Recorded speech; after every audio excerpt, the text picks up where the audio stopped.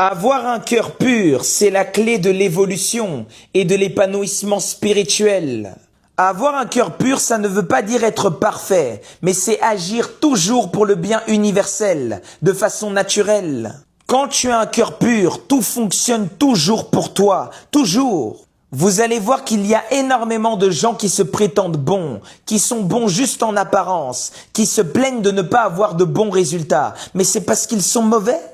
Oui, tu es mauvais, mais tu fais semblant d'être une bonne personne. Mais ça ne fonctionne pas dans l'univers, puisqu'on ne peut pas mentir dans le cosmos.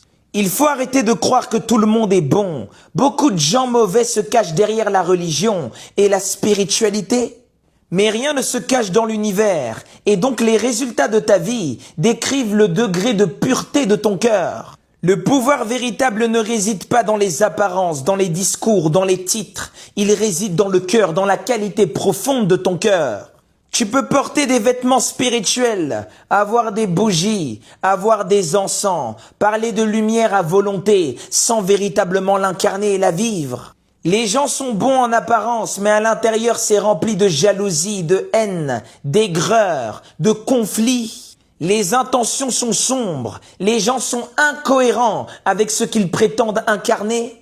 Les personnes qui ont le cœur pur ne prétendent pas être parfaits, mais tendent vers la perfection chaque jour, même si ce sont des petits pas.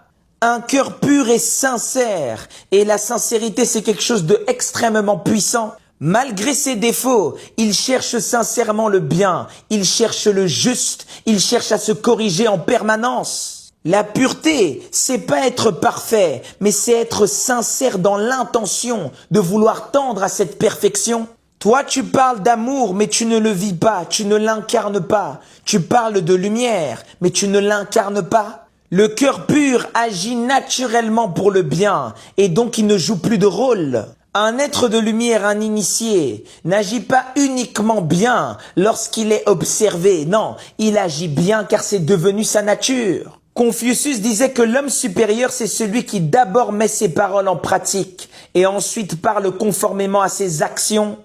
Allège ton cœur, pardonne, tourne la page, transcende. Purifie tes intentions, purifie ton cœur, car le véritable pouvoir se trouve dedans.